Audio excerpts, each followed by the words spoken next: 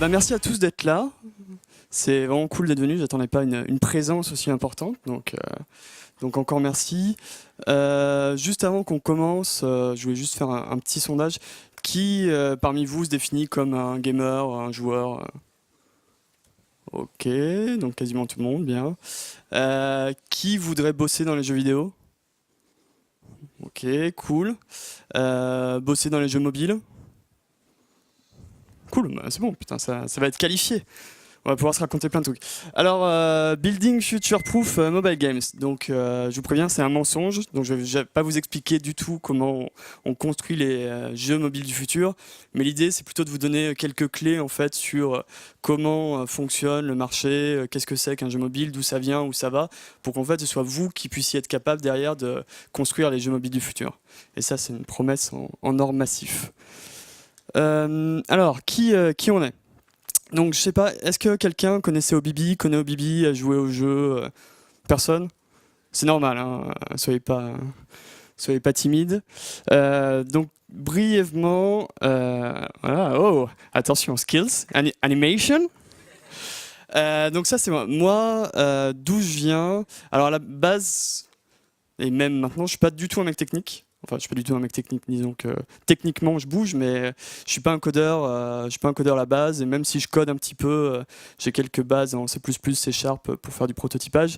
Moi, je viens d'école de commerce, donc ouais, je sais, j'entends déjà des mecs qui font ah, les mecs techniques et les épiciers en général, il y a des frictions. Mais bon, j'essaie d'avoir quelques bases techniques justement pour éviter qu'il y ait trop de frictions entre nous tous, et puis c'est important dans le jeu vidéo. Et donc voilà, donc ouais, j'ai fait ça. Et j'ai aussi fait 5 ans chez Gameloft. Je sais pas, qui connaît Gameloft? C'est un peu plus connu.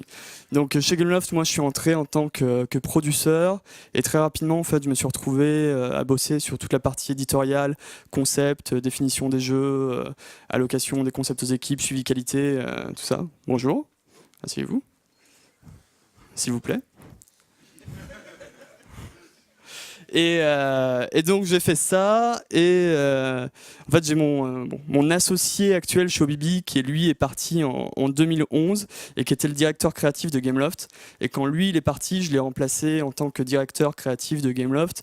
Et pour vous expliquer un peu ce que je faisais, Gameloft c'est une boîte de 6000 personnes qui a 25 studios de création un peu partout, que ce soit en Chine, au Vietnam ou au Canada, aux États-Unis, à New York. Et donc mon rôle, c'était un peu de coordonner, centraliser toute la création de jeux avec un suivi qualité.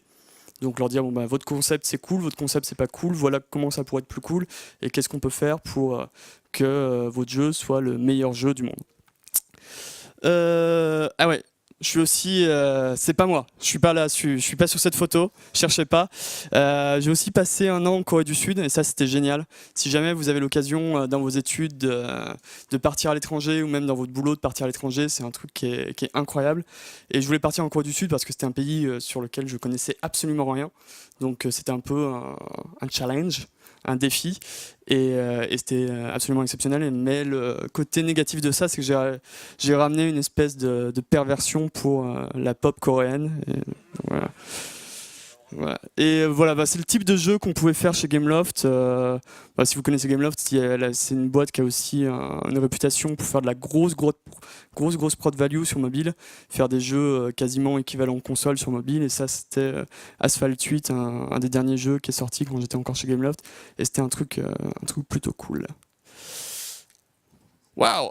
Donc voilà, toutes les 5 minutes, en fait, comme vous allez vous emmerder un petit peu dans une conf, c'est normal, ça fait partie du jeu, je vais essayer de vous réveiller un petit peu avec des trucs marrants.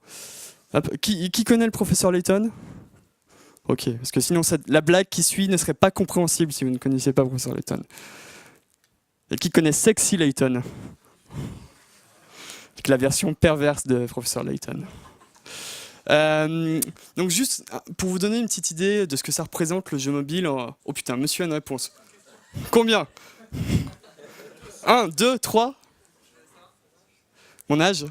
Ah putain, on va faire un sondage. Qui pense que j'ai 20 ans? Oh putain. 21 ans. 23. 27. 30. Putain, chaud. J'ai 30 ans. Je fais très jeune, j'ai des gènes de Jedi, mais malheureusement j'ai 30 ans. Quoi? Et, putain, tu sais que c'est un vrai problème. Hein. Par contre, toi, je pense que ça doit aller. Donc si tu veux, tu me donnes ton numéro après, on fait un duo et on va s'arranger. On fera un truc, on trouvera un business model qui marche. 10 centimes par bien, un truc comme ça. Donc, monsieur qui avait une réponse, qui n'avait pas de réponse. À votre avis, tous les jeux Angry Birds, ça a été téléchargé à combien d'unités? Est-ce que c'est tous? Plus d'un milliard? Qui pense que c'est plus ou moins d'un milliard? Moins d'un milliard. Qui pense que c'est plus? Putain, vous êtes beaucoup trop intelligent en fait. Donc Angry Birds, c'est 200 milliards, c'est 2 milliards. 2 milliards d'unités, tous les jeux Angry Birds. Tous les jeux confondus. Ouais. À titre de comparaison, tous les Mario depuis 1979, donc ça fait beaucoup d'années, si mes calculs sont exacts. Tous les Mario depuis 1979, c'est 500 millions d'unités. Donc tous les Mario, 500 millions. Angry Birds, en l'espace de 4 ans, 2 milliards. C'est vous dire en fait l'espèce de proportion démesurée qu'a le jeu mobile sur toutes les autres plateformes. Évidemment, le prix c'est pas le même, mais derrière la création de la marque, la valeur de la marque, on s'en fout du prix. C'est qu'il y a 2 milliards de personnes qui ont joué à ton jeu versus 500 millions qui ont joué à ton jeu sur l'espace de 30 ans. Donc aujourd'hui, Angry Birds, c'est une marque qui est plus importante que Mario dans les faits parce que, bah oui, le prix c'est gratuit, mais on s'en fout. Ce qui est important, c'est la création de la marque et le jeu, qu'est-ce que représente le jeu à cette échelle planétaire. Hop. Qu'est-ce qu'on disait? Voilà. Correct. Donc ouais, c'était 2 milliards d'unités. Juste pour revenir un peu sur nous, OBB, le jeu qu'on a aujourd'hui qui est aujourd'hui sur le store, c'est Motor World Car Factory, qui est une espèce de petit jeu de management d'usine de voitures. Et hop, donc voilà un peu les screens. Et ça, c'est un jeu qui doit être plus particulièrement intéressant pour vous parce qu'en fait, c'est un jeu qui a été développé par un mec tout seul. Donc ça, c'est mon associé Stan dont je vous parlais, qui lui a un parcours assez incroyable. Et il pouvait pas être là ici parce qu'il vous emmerde. Non, il pouvait pas être là ici parce qu'il est en train de bosser. C'est enregistré. On coupera au montage. Putain, il va m'en vouloir. Non, parce qu'il bosse à fond sur notre prochain jeu. Mais c'est un mec qui a un parcours incroyable. C'était le premier game designer de Gameloft. Il est rentré à 18 ans chez Gameloft en 2001. C'est un mec qui voulait faire des jeux vidéo depuis qu'il a moins 5 ans. Quoi. Dans les testicules de son père, il voulait déjà faire des jeux vidéo. Donc ça aussi, on coupera. Mais c'est un mec qui était hyper passionné, qui codait sur sa TI 92, qui avait fait une espèce de SimCity sur sa TI 92, et depuis sa jeunesse, sa plus grande jeunesse, c'est un mec qui voulait faire du jeu vidéo. Et il est arrivé en 2001 chez Gameloft, c'était le premier GD, et très rapidement, en fait, il est devenu directeur créatif, vice-président de la création. Il a bossé, c'est lui qui a créé la marque Asphalt, par exemple, c'était le designer original des Asphalt. Et en 2011, il s'est dit, j'en ai un peu marre, donc voilà, c'est super, je gagne bien ma vie, je suis à la tête, je dirige la création d'une boîte de plus de 5000 personnes, mais en fait, je me fais un peu chier. Et j'ai envie de revenir à la base de ce que je sais faire, c'est-à-dire faire des jeux, vraiment faire des jeux, et pas juste envoyer des mails sur comment faire des jeux, ou regarder des PowerPoint qui m'expliquent comment on fait un jeu. Donc il part de Gameloft, et dans le but de créer son jeu tout seul. Et le mec a toujours été plus ou moins débrouillard, mais c'est pas un programmeur. Et petite anecdote, tout le jeu a été codé sans l'utilisation de la boucle while. Il connaissait pas le while en fait. Donc, et là, on s'en est rendu compte il y a 2 mois. Et justement, on a chopé un directeur technique qui regarde son code. Il fait, mais pourquoi t'as pas utilisé de while? Il fait, c'est quoi while? Voilà, donc il aurait été décapité à 42. Donc bref, tout ça pour dire que le mec s'apprend à coder en quelques semaines. Et en 9 mois, il arrive à sortir un jeu qui va faire plus de 2 millions de revenus, qui va faire plus de 2 millions d'installs. Aujourd'hui, enfin, je vais revenir sur les chiffres, on a plus de 400 000 joueurs mensuels, 80 000 joueurs quotidiens, donc c'est des trucs assez incroyables. Donc là, c'est un profil complètement autodidacte, mais ce qui est génial dans le jeu vidéo pour mobile, c'est aussi qu'un mec tout seul peut faire un jeu mobile. Un mec tout seul pourra jamais faire un jeu console. Un mec tout seul pourra faire un jeu PC, mais ce sera un jeu PC illimité. Mais aujourd'hui, sur mobile, en se sortant un peu les doigts, on peut faire un jeu tout seul du début jusqu'à la fin. Et ça, enfin, je sais pas quelles sont vos aspirations personnelles, si c'est d'être entrepreneur. Qui veut être entrepreneur dans cette boîte, dans cette salle? Donc il y a voilà, on est déjà une boîte. Donc il y a quand même quelques profils, et la beauté du jeu mobile, c'est aussi ça. Voilà, Motor World, c'est génial. Sélectionné parmi les 50 meilleurs jeux sur l'App Store du monde, de la vie et de la Terre entière.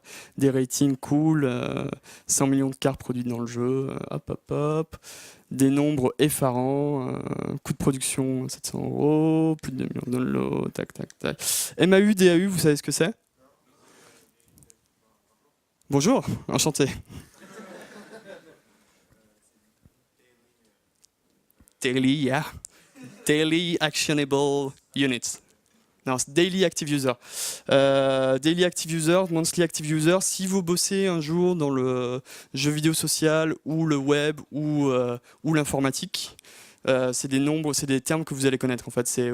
Aujourd'hui, ça devient assez critique de savoir combien d'utilisateurs sont en train d'utiliser notre service sur une base journalière, sur une base mensuelle et ce genre de trucs. Et ouais. Et total revenu, plus de 2 millions de 2 millions et demi de dollars, des chiffres incroyables.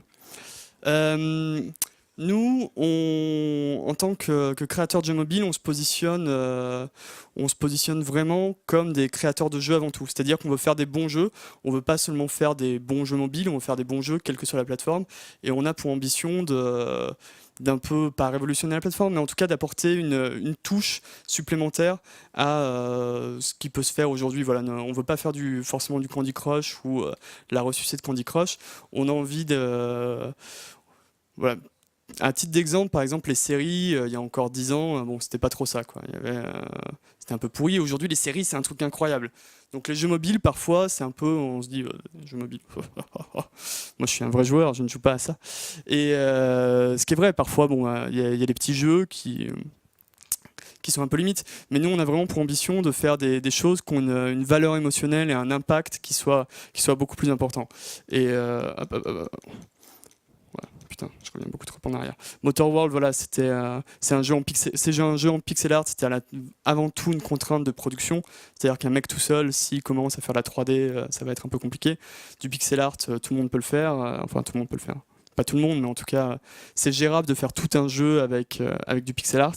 Mais sur nos prochains jeux, on est assez chaud et on va faire des trucs plutôt cool. Ah oui.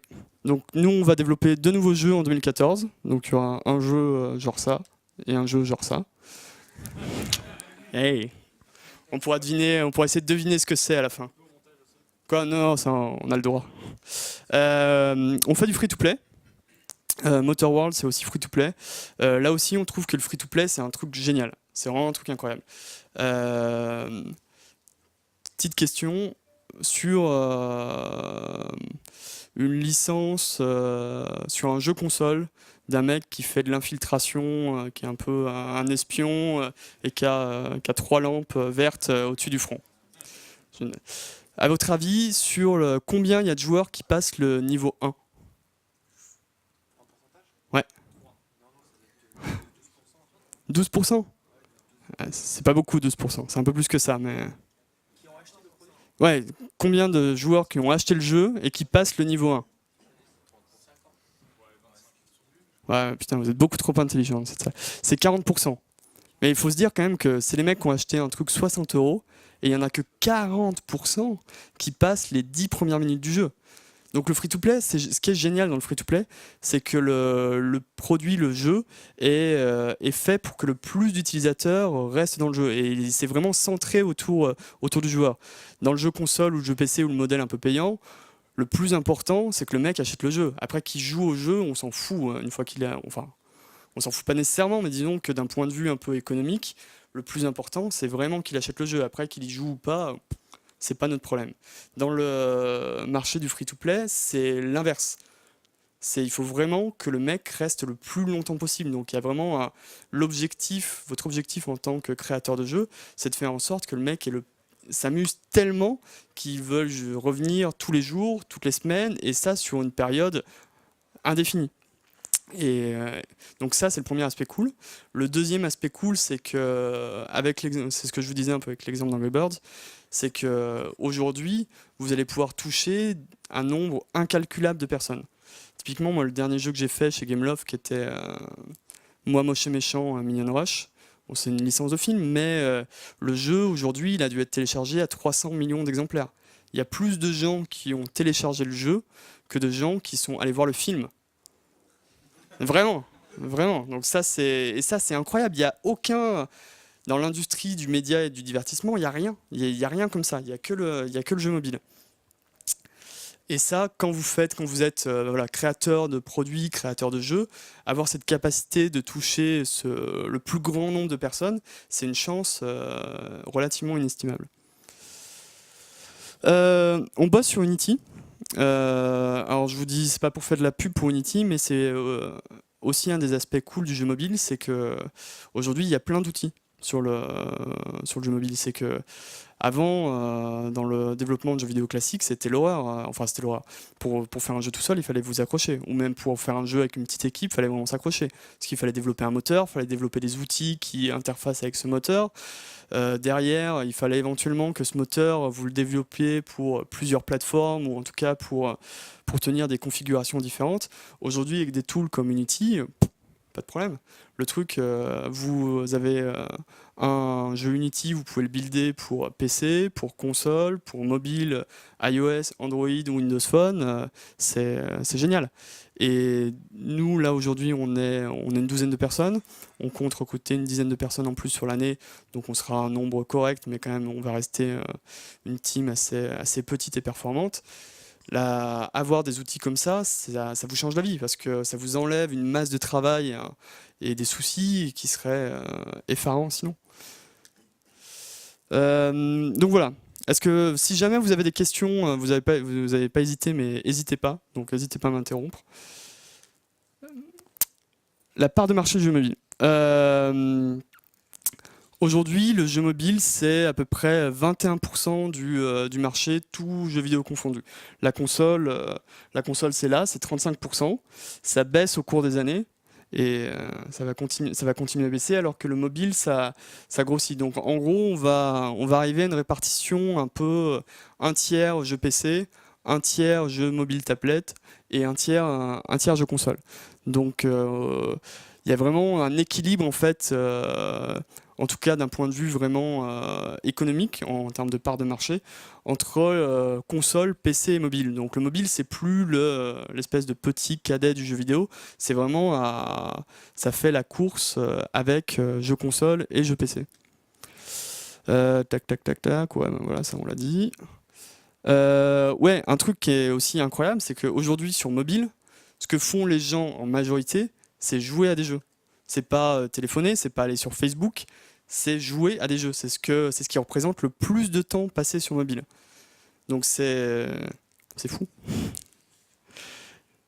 Et si vous vous posez la question, la deuxième activité derrière, c'est tout ce qui est réseaux sociaux. Donc en gros, 30% du temps sur mobile va être passé sur les jeux, 30% du temps sur réseaux sociaux et le reste sur du téléphone, messaging et web. Les jeux mobiles aussi, parmi toutes les apps téléchargées, ça représente 72% des revenus. Donc on vous parle souvent du marché de l'app, c'est un marché incroyable qui vaut des milliards, mais le marché de l'app, c'est le marché du jeu mobile en fait, quasiment. Il y a les revenus faits par des apps, à part des mecs comme Facebook ou voilà, les très gros réseaux sociaux qui, eux, font des revenus impressionnants. Sinon, ça reste assez marginal parce que c'est très difficile de monétiser une app. c'est hyper difficile de monétiser une app. Donc soit vous avez un volume incroyable comme Facebook, Twitter et Instagram, tout ça, où là vous faites de la pub et derrière bah, ça fait un peu de thunes. Mais si vous n'avez pas ce volume, c'est chaud. Voilà, 10 milliards d'euros, 18 milliards d'euros, c'est incroyable. L'impact du jeu mobile sur l'industrie. Donc bon, hop, on refait pas l'histoire, mais voilà, on commence à les consoles, maintenant les jeux mobiles, ça change un peu tout. Pourquoi ça change tout. Ce petit histogramme qui met en rapport en fait toutes les ventes de consoles et de plateformes mobiles. Donc vous voyez que l'iPad est là, et l'iPad est là, bah, ça fait beaucoup en fait. Ça fait 180 millions d'unités vendues, ce qui est, bah, je sais pas, c'est beaucoup plus que la Nintendo DS, qui est la console, une des consoles les plus vendues de manière historique. Hein. Et la Wii, c'est à peine 100 millions. Donc rien que l'iPad, ça représente une plateforme de jeu qui est vendue à 2 fois plus d'exemplaires que les plateformes de jeux les plus populaires de l'histoire. Et si on rajoute à ça l'iPhone, vous voyez que toutes les autres plateformes de jeu à côté, c'est ridicule. Et il ne faut pas se dire, on va se dire souvent, oui, mais le smartphone, c'est pas fait que pour jouer. Mais le fait est que l'activité première sur smartphone et tablette, c'est le jeu. Donc c'est une vraie plateforme de jeu qui est équivalente à toutes les autres.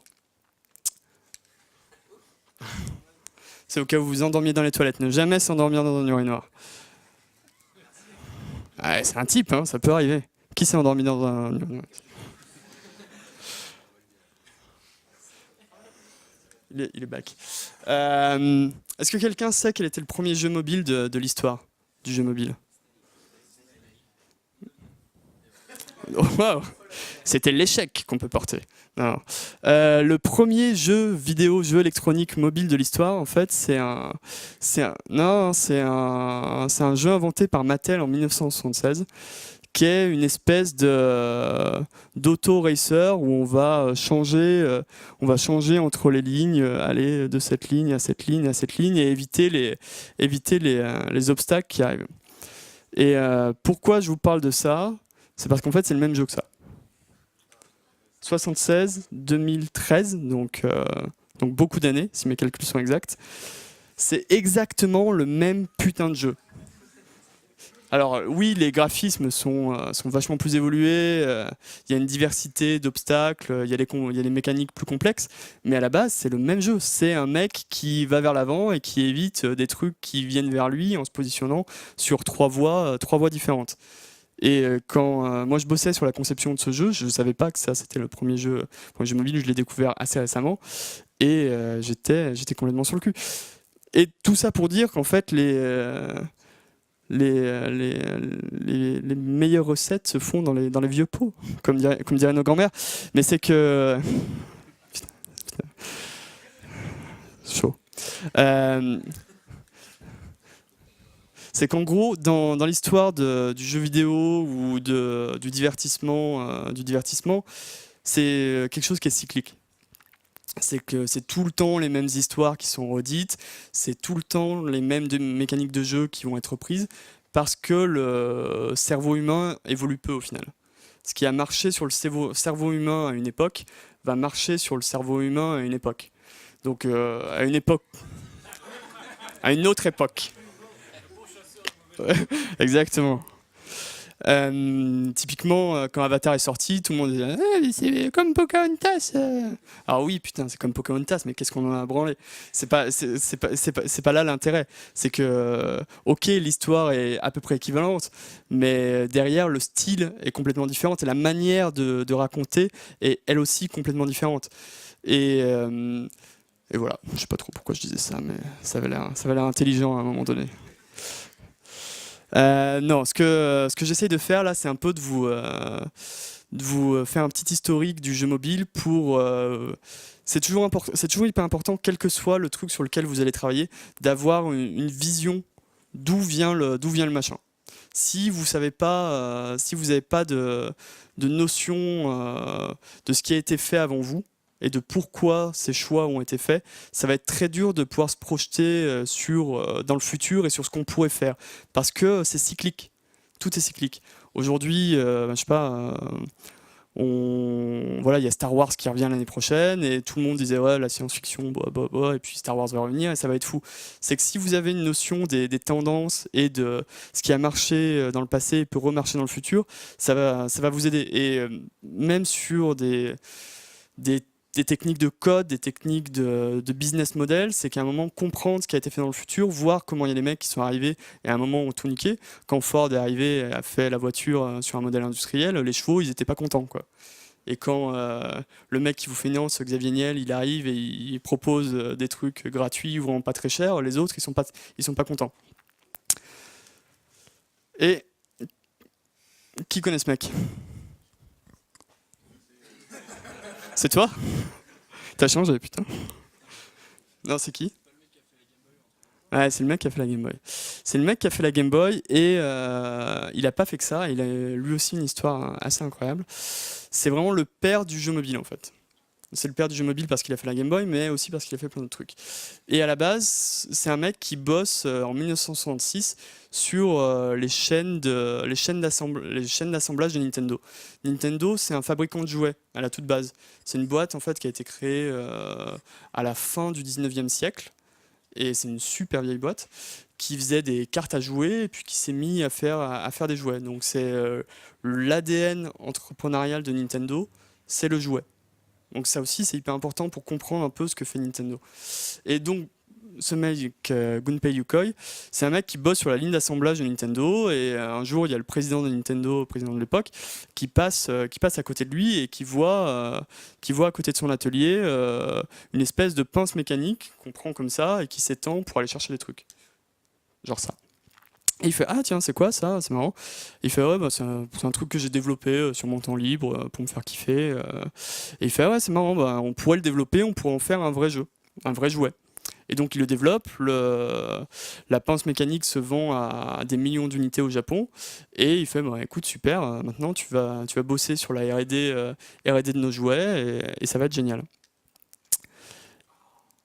Et le mec après fait ça.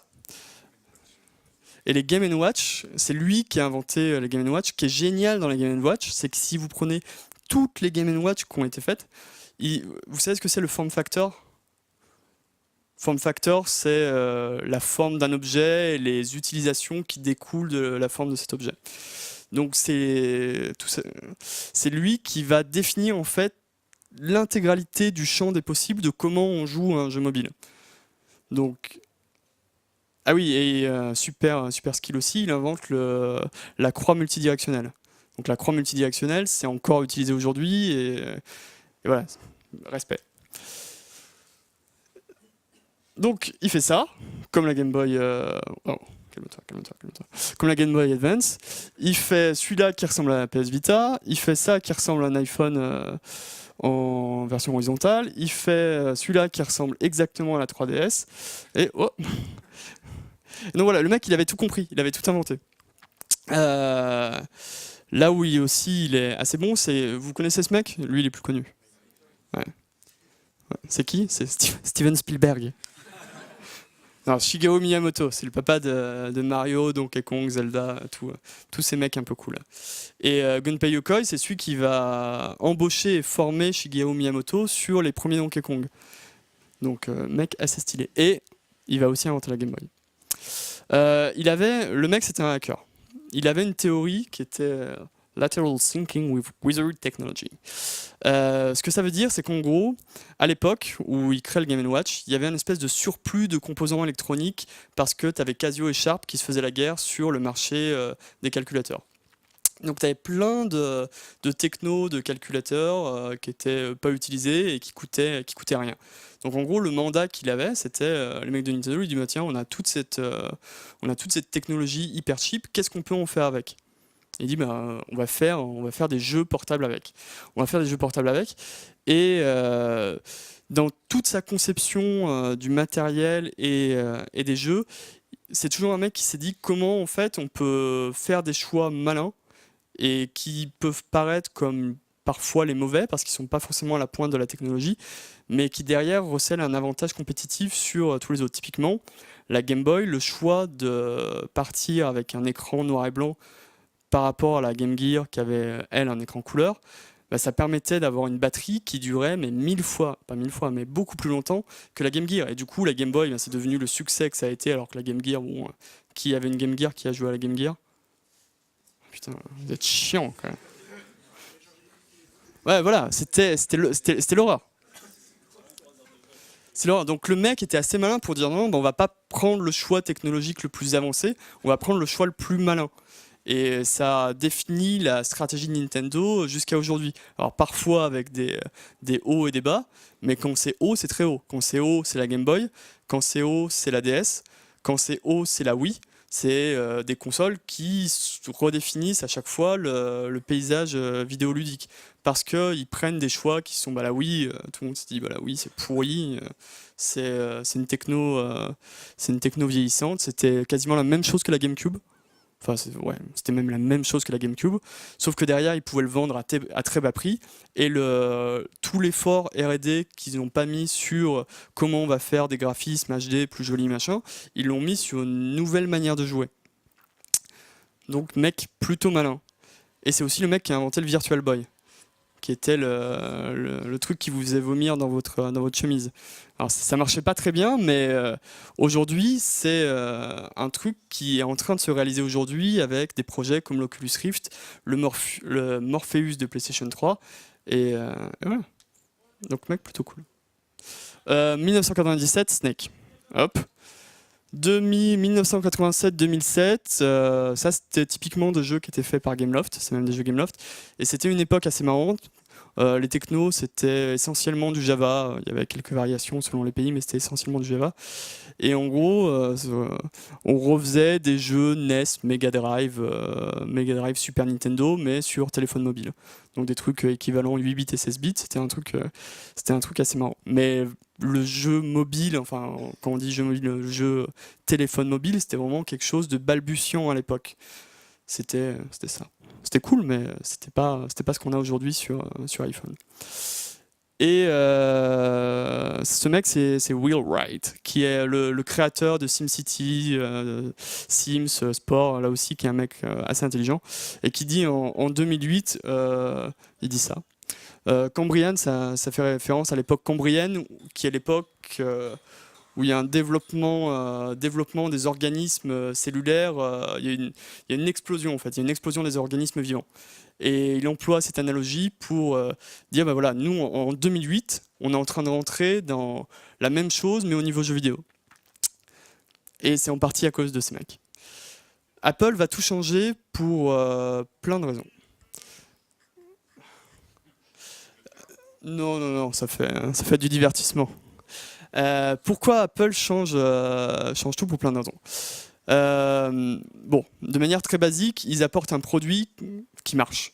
Avant, les téléphones, je ne sais pas si vous avez vu la célèbre keynote d'Apple où il dit tous les trucs c'était de la merde, et c'est vrai que les téléphones c'était de la merde. Il y avait 1 milliard de fonctionnalités dont on se servait pas, qui étaient compliquées à trouver, l'ergonomie était pourrie, la puissance était pourrie, et ce qu'on trouvait dessus était pourri. Donc c'était vraiment pas terrible. Donc ils ont un super produit.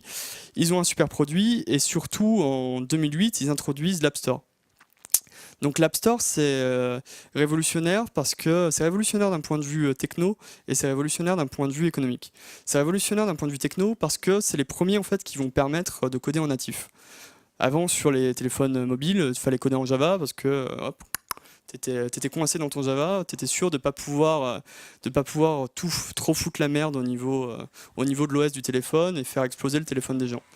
Alors ça, du coup, c'était simple pour les constructeurs téléphones et les opérateurs téléphoniques, mais ça permettait pas d'exploiter complètement la puissance du téléphone. Il y avait des téléphones à l'époque qui étaient tout aussi performants, voire plus performants que l'iPhone, mais comme ils acceptaient que des applications Java, on avait l'impression que c'était de la merde en branche.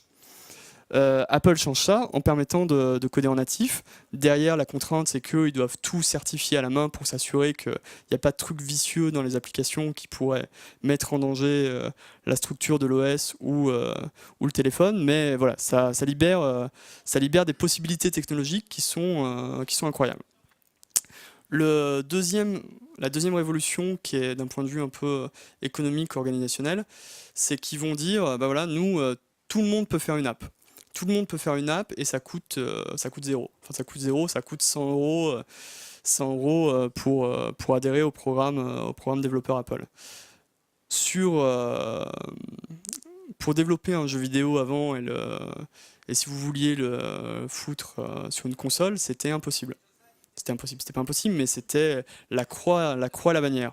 En gros, il y a Nintendo qui avait imposé des certifications qualité qui étaient hyper hautes.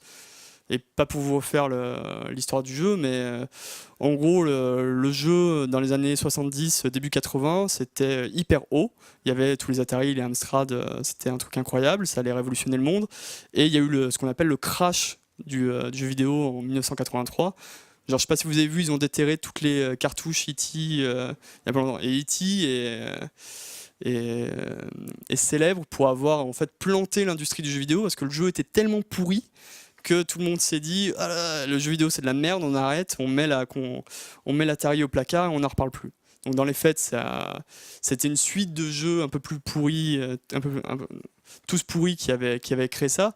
Mais à l'époque, en fait, comme personne regardait la qualité des jeux, les mecs pouvaient se permettre de mettre sur le marché des jeux complètement buggés et pourris et qui se retrouvaient dans les mains des consommateurs. Les consommateurs disaient mais c'est quoi cette merde?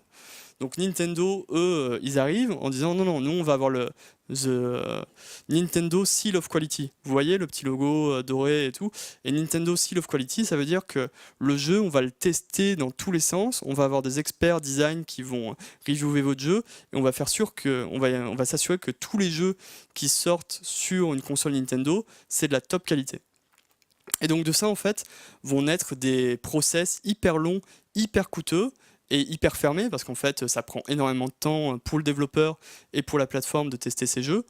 Donc c'est pas à la portée de tout le monde. Si vous êtes un petit mec dans votre coin, on va vous demander, je sais pas, 2-3 000 euros pour tester votre jeu. Si votre jeu fail, on va vous demander 2-3 000 euros pour tester votre jeu. Donc c'était impossible pour des petits développeurs. Apple change les codes en disant non, nous, tout le monde peut mettre une app sur le store, on va la tester en une semaine et ça va être cool. Quelqu'un connaît ce mec? Putain, c'est tellement intelligent, c'est incroyable, c'est des génies. Ouais, Schumpeter, putain, fallait le trouver aussi. Schumpeter, c'est un économiste du XXe siècle et dont la théorie la plus célèbre est la destruction créative. En fait, il part du principe que le capitalisme va être basé sur des innovations qui vont créer de la valeur en détruisant la valeur, en détruisant des modèles passés. Typiquement, la voiture, ça tue les maréchaux ferrants et le cheval, quoi. Il n'y a plus personne qui utilise le cheval. Et l'iPhone, d'une certaine manière, ça fait ça. L'iPhone, la tablette, ça tue complètement les vieux téléphones à clavier, ça tue une partie des PC et ça révolutionne complètement le marché. Et pour illustrer ça c'est le nombre de jeux développés en digital et retail. Retail, donc c'est dans les magasins, sur console, PC et tout ça. Donc en 2013, on en a quoi? On en a 2000 max. En 2012, il y a 45 000 jeux qui sortent sur iPhone. 2000, 45 000. Donc il y a une espèce d'explosion.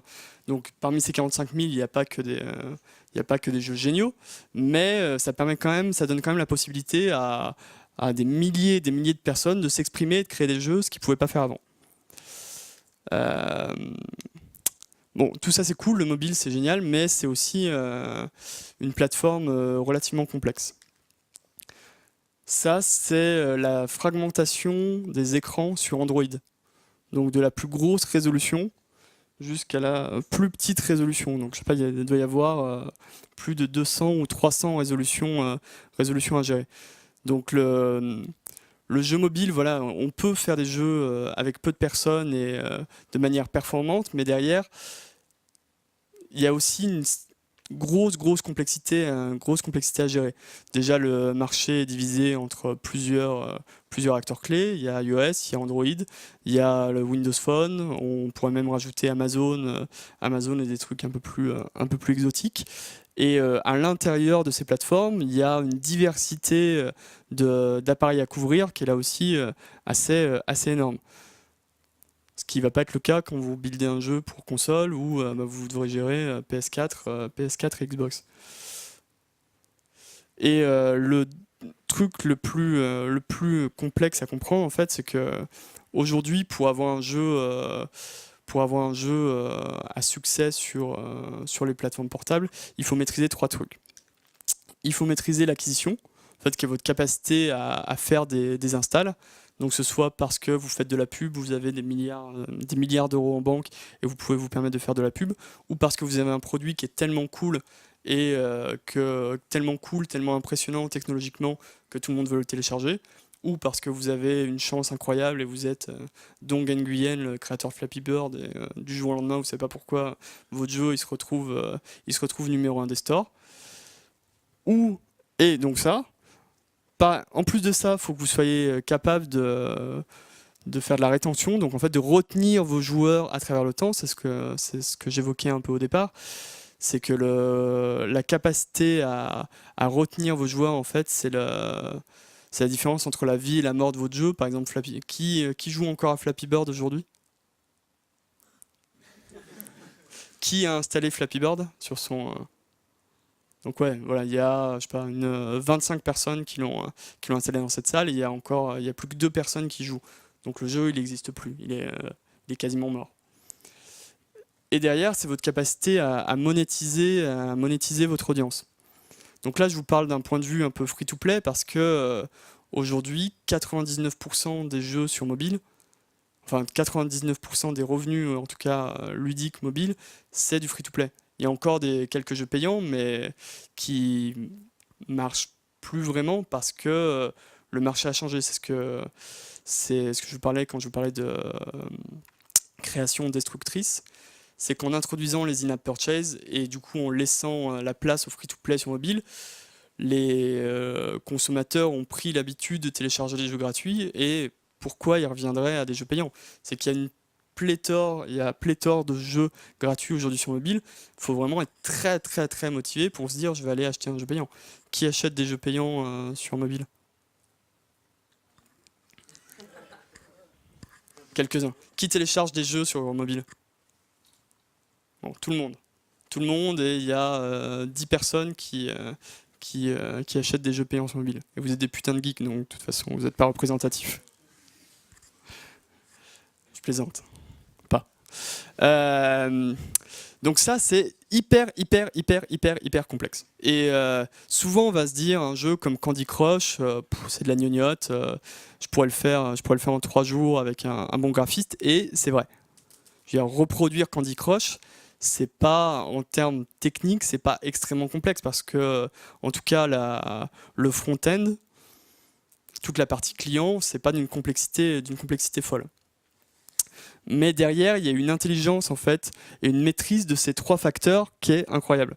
C'est que eux, ils ont du cash et des marketeurs qui vont pouvoir leur faire de la pub et leur acheter de la pub à veux-tu en voilà.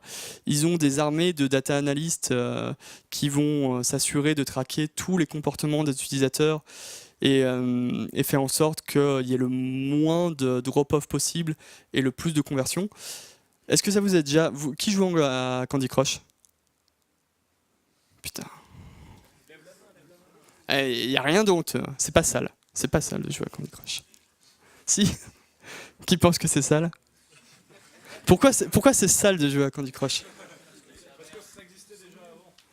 Ça... la frustration pour forcer à acheter pour finir le niveau. Alors, ouais, donc ça crée de la frustration, ça existait déjà avant. Il y a quoi? Quoi? C'est de la merde? C'est de la merde, c'est pas très qualifié comme argument. Mais c'est ton argument et je le respecte. C'est rentable? C'est de la merde de faire un truc rentable? Ah. Alors, quel est ton argument? Le jeu est mauvais, mais c'est rentable. Ok, très bien. Ça existait déjà avant. Tu penses à quoi? Tu penses à Bidgewald? Toi, tu aurais plus envie de faire quoi? Tu aurais plus envie de faire... genre, t'es entrepreneur, tu te dis, je vais faire un nouveau jeu. En termes de succès, t'as plus envie de faire Bidgewald ou Candy Crush? Aucun des deux. Le jeu, c'était pas génial comme jeu à la base. Non, mais Ce genre de jeu, ce genre de jeu existait, mais à la limite, on peut se dire, c'est même pas Bidgewald qui l'a inventé. à la rigueur, faire une partie dans la toilette, pourquoi pas faire 500 niveaux. En même temps, on est des putains de geeks. Non, mais c'est pas grave. Non, mais l'intelligence de Candy Crush, parce que c'est quand même un truc qui est relativement malin, c'est de se dire, ok, il y a un gameplay qui est hyper populaire, donc voilà, qui est le puzzle game, ou qu'on pourrait dire, on pourrait remonter à Tetris et même avant, ou voilà, Bidgewald. Il y a un truc qui est hyper populaire et tout le monde sait à peu près y jouer, parce que c'est assez immédiat. Et en plus, bah, on a testé, on a vu que c'était, on a vu, euh, on a vu que ça marchait, ça avait marché dans le passé, donc ça peut remarcher dans le futur. C'est ce que vous expliquez le phénomène des cycles. Et derrière, par contre, on va modifier quand même quelques trucs parce que on pense que le jeu il est pas allé complètement au maximum de son potentiel. Et déjà, bah, en le mettant en gratuit, c'est con, mais en le mettant en gratuit, ben, tu passes. Vous avez entendu parler de 2048? Ouais. 2048, vous savez que c'est un clone aussi, c'est une copie. C'est une copie d'un jeu qui s'appelle Threes 3. Et le jeu est sorti avant et c'était payant. Et le jeu Threes, c'est super, hein, vous pouvez le télécharger, il est payant, donc ceux qui prennent pas de jeux payants, vous êtes baisés, mais ceux qui achètent encore des jeux payants, vous pouvez le payer. Et c'est un jeu, c'est super, c'est vachement mieux produit et plus léché que 2048. Mais parce qu'ils ont fait la connerie de choisir un business model du passé, ils sont fait complètement baiser. Ils sont fait avoir par un mec qui a dit bah tiens ce jeu est sympa, je vais le recréer en 2 jours et je vais le mettre gratuit. Et le mec il était peut-être pas forcément, c'était pas une espèce d'evil corporation, c'est juste un mec dans son coin qui s'est dit ah ouais ce jeu est cool, bah, je vais le refaire, ou alors peut-être qu'il était hyper cynique et qu'il avait tout prévu, mais peut-être pas, on sait rien. Le fait est que en choisissant un truc, en faisant un choix plus intelligent, bah, il y a un jeu qui a été un succès, 2048, et puis il y a Threes dont personne n'a entendu parler ici. Et 2048, c'est vraiment une copie de Threes. Hmm. c'est même lui-même qui l'a dit au démarrage sur son GitHub. Enfin, je sais pas si vous Ouais. avez regardé, c'est marqué clairement que c'est une copie complète du truc. Donc Candy Crush ou 2048, peut-être malgré eux, ils font des choix intelligents. Et si vous, quoi que vous fassiez, si vous montez des boîtes ou si vous faites des jeux, vous pouvez pas. C'est dommage quand même de se dire parfois ben, je suis ancré à des principes, je vais être ancré à des principes où je vais faire des choix un peu à la con, des choix conservateurs, parce que c'est toujours pareil, il y a toujours une opposition conservateur-innovateur, et quand on est du côté des conservateurs, ben, ça se passe mal, on se retrouve sous la guillotine avec la tête coupée, donc mieux vaut être dans le camp des innovateurs, et il faut faire ces choix intelligents, et Candy Crush fait le choix intelligent de le mettre gratuit. Candy Crush fait aussi le choix plus intelligent de dire bah, Bidgewald c'est cool, mais je fais une partie, j'ai pas de système de progression, je fais une partie parce que j'aime ça, mais bon, il n'y a rien qui m'incite à revenir dans le jeu. Donc les 500 niveaux, effectivement, on peut se dire, ah putain, faut vraiment être con pour se taper 500 niveaux de Candy Crush, mais il y a quand même des millions et des millions et des millions et des millions de personnes qui se disent, ah non, c'est pas si con que ça, et quand je fais un niveau, je trouve ça cool, et je vais avoir envie d'en faire un deuxième, et un troisième, et un quatrième, jusqu'à 500. Donc d'un point de vue conception, d'un point de vue design global, c'est des choix intelligents qu'on peut se dire. On peut se dire c'est pas très glorieux parce qu'ils ont repompé en jeu. On peut se dire c'est pas ma cam parce que moi j'aime pas ça. Mais c'est quand même des choix, intelligents. Ouais. Pour revenir à Suez et 2048, qu'en est-il des droits d'auteur? On a le droit quand même de coller comme ça? Alors dans la propriété intellectuelle, ce qu'on appelle le gameplay, les mécaniques de jeu, c'est pas déposable. C'est pas déposable. Donc vous pouvez, parce que typiquement, si je fais une analogie avec un film, si je fais un western, je peux pas dire bah, le western c'est moi. Plus personne n'a le droit de faire de western parce que voilà, j'ai inventé le genre du western et je détiens la clé du western. Comme si je fais un livre, je fais, je sais pas, un polar, voilà, j'ai inventé le polar, plus personne ne peut faire de polar. Donc de la même manière, les règles de jeu sont pas déposables. Ce qu'on peut protéger, c'est l'intégralité du jeu, donc c'est-à-dire la marque, l'univers graphique associé à des règles. Par exemple, sur le cas de Threes, 2048, ben ce qu'on appelle le look and feel est différent, même les règles sont un peu différentes, donc du coup ça le place hors cadre. Mais par exemple, typiquement, Sonic, on pourrait se dire, bah, c'est une copie de Mario, parce que c'est un mec qui court de gauche à droite et qui saute. Mais dans les faits, c'est pas une copie de Mario, parce que ça reprend des mécaniques un peu similaires, mais avec quand même un peu d'innovation sur certaines autres mécaniques, et un univers, une histoire qui sont complètement différentes. Donc ça, c'est pas protégeable. Ouais.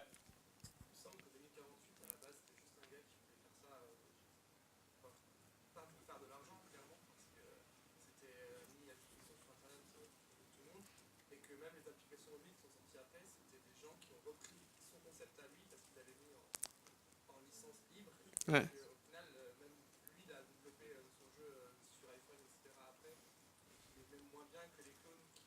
Mm, mm. Bah, dans les faits, c'est une copie. C'est justement ça la grande ironie du truc. C'est que c'est une copie qui voulait pas mal faire. Et c'est pour ça que les mecs de Suisse, c'est très con ce qui leur arrive. Parce que les mecs, ils avaient le potentiel en fait d'avoir un énorme succès entre les mains. Et juste, ils avaient un super jeu, mais juste, ils ont fait l'erreur de se dire, bah, on va choisir un business model et un modèle de distribution à l'ancienne. Et du coup, on se fait avoir. Et c'est ça la grande ironie du truc, c'est que le mec avait pas forcément de mauvaises intentions. Il a juste dit, bah voilà, je vais le développer sur PC, et derrière, voilà. Donc ces trois aspects, en fait, si vous voulez créer un jeu mobile, il faut vraiment penser à votre stratégie en rapport à ces trois aspects. Par exemple, si vous connaissez rien en monétisation, parce que la monétisation d'un jeu, ça peut être assez pointu comme truc. Vous vous dites, bon, bah, je vais mettre de la pub. La pub, ça monétise, mais ça monétise pas beaucoup. Donc il faut vraiment un volume de téléchargement super important. Donc il va falloir vous focaliser plutôt sur ces deux aspects. L'acquisition, ça peut être des trucs, voilà, si vous avez un jeu qui pousse une techno, voilà, qui a des graphismes sidérants et qui est hyper tape à l'œil et qui va justement taper dans l'œil d'Apple, Google, qui vont vous mettre en avant, et derrière les consommateurs, parce que quand on achète un iPhone ou quand on achète un iPhone à 900 € ou un autre device de la même marque, ben, on a parfois envie un peu de tester les limites du truc, et avoir un joli jeu avec des jolis graphismes 3D, ben, c'est cool. Là, vous allez pouvoir vous faire plein de downloads et vous allez pouvoir convertir un peu d'utilisateurs parce que vous mettez de la pub. Mais par contre, typiquement, vous pourrez avoir le problème dont on parlait avec Flappy Bird, c'est que même si vous avez plein de downloads, bah, le fait que votre jeu n'ait pas de système et de mécanique de progression, comme les niveaux dans Candy Crush, bah, ça fait que votre jeu, en 2-3 jours, ce sera un effet de mode, mais après, il sera plus ou moins mort parce que plus personne n'y jouera. Hop, ça fait presque une heure. Et wow, freaky. Le jeu mobile aussi, ça va être ça. Ça va être bientôt ça. Ça va être qui croit au Google Glass? Alors les Google Glass, moi j'y crois pas tant que ça en soi parce que je me dis quand même disons mon grand-père a un iPhone. J'ai du mal à imaginer mon grand-père avec des Google Glass. Parce que voilà, c'est hyper intrusif, tout le monde peut le voir, et même s'ils arrivent à modifier le form factor pour que ça ressemble plus à des vraies lunettes, ça reste quand même des lunettes. Quand on porte pas de lunettes, on n'a pas forcément envie de porter de lunettes. Mais par contre, tout ce qu'on appelle le wearable computing, donc ça passe par les montres ou des trucs tellement avancés qu'on peut même pas imaginer encore aujourd'hui, c'est aussi ça l'avenir du jeu mobile. Donc on va vers une complexité grandissante et grandissante. Et on peut même imaginer que des choses comme l'Oculus Rift ou Morpheus, dont on parlait tout à l'heure, soient aussi un terme des devices mobiles qu'on emporte avec soi. Et je sais pas si vous avez vu, il y avait des mecs qui avaient fait justement un espèce de mix entre un casque audio et un casque de réalité virtuelle. Donc on avait le casque audio qui ressemblait à un truc genre casque Beats, et derrière on baissait le truc et ça faisait casque de réalité virtuelle. Donc ça c'était assez cool. Et wow.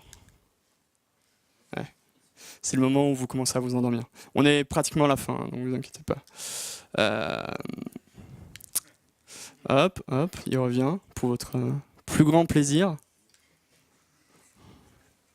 On va le laisser un peu durer. Vous savez ce que c'est, Puzzle and Dragons? Quelqu'un sait hmm Ouais, c'est un jeu japonais à la base, qui est une sorte de Candy Crush avec des dragons, globalement. À peu près. Et c'est le phénomène social au Japon. C'est un truc incroyable. Au Japon, on joue plus, ça fait 1 an qu'on joue qu'à Puzzle and Dragons. C'est disponible sur iPhone, Android, si vous voulez, vous pouvez le télécharger pour, euh, pour votre édification. Et donc, premier jeu mobile au Japon. À votre avis, combien de revenus ça fait? C'est genre un des jeux mobiles les plus successful du monde, quoi? 20 millions, non. Qui, qui pense que c'est 500 millions, autour de 500 millions? Quoi? Ah oui, c'est ça. Oh, merde, on l'a raté. Ouais, c'est ça, ouais. Non, c'est gratuit. C'est gratuit et ça marche à peu près qu'au Japon, parce que vous en avez jamais entendu parler ici. Ça marche un peu aux US, mais vite zouf. Donc ouais, c'est genre Candy Crush avec des dragons, quoi.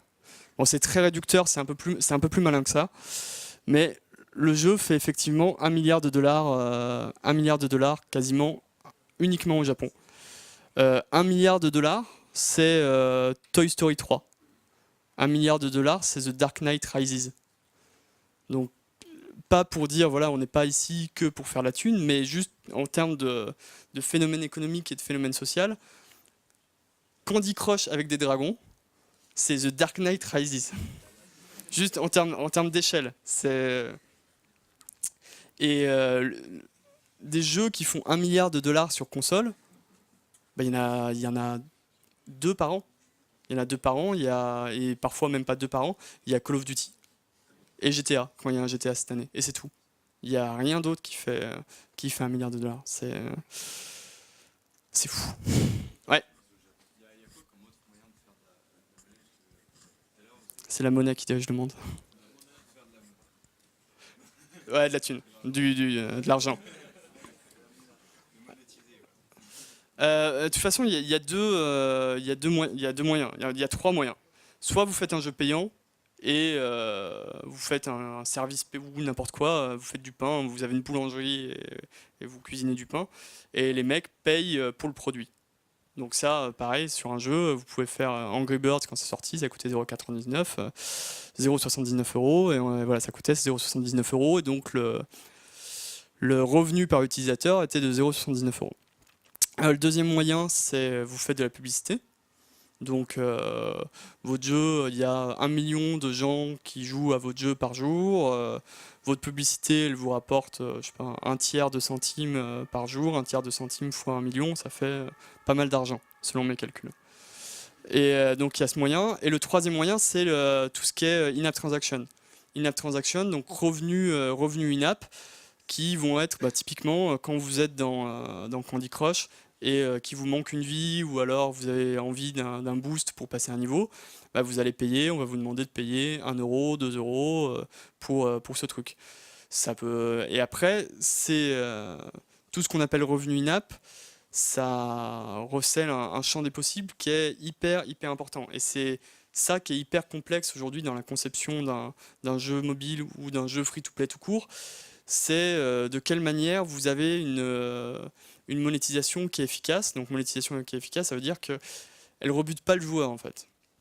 Elle ne rebute pas le joueur, elle permet de garder le plus de joueurs sur le long terme, tout en faisant que certains joueurs qui sont, soit parce qu'ils ont plein de thunes et qui s'en foutent, et mine de rien, il y en a plus que vous ne le pensez, soit parce qu'ils sont pressés et ils veulent progresser plus vite dans le jeu, vont se dire on va passer à la caisse et je vais payer un petit montant pour un service rendu par le jeu. Et ça, c'est très complexe parce que ça demande en fait des profils qui sont assez rares dans l'industrie du jeu vidéo. C'est que c'est à la fois des mecs qui savent faire des très bons jeux et qui ont une conception un peu de ce qu'est le business, l'économie, qui sont capables de dire voilà, on va mettre en place telle mécanique qui ne sera pas une mécanique frustrante, mais qui va quand même convertir un peu de joueurs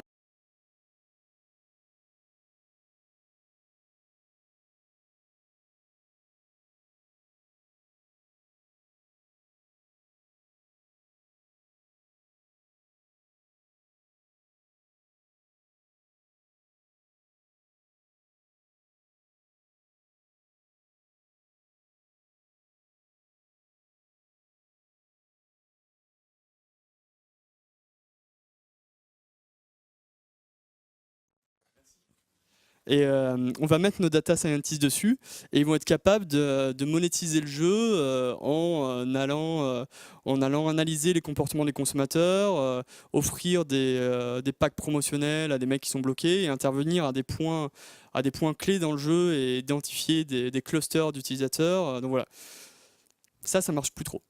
Ça marche plus trop. Ils allaient faire, il y avait le concept du paywall aussi, qui était à un moment, il y a une espèce de mur. Il y a une espèce de mur dans le jeu, et ceux qui n'ont pas payé, ils passent pas le mur. Ouais. Putain, il y a 2 $, il y a les... Hmm. Ouais, 1,80 pour l'installation, ouais. Juste pour... Quoi? Ouais, voilà, c'est juste, je vais expliquer. Monsieur est hyper renseigné, bravo. Waouh. Donc, CPI, c'est cost per install.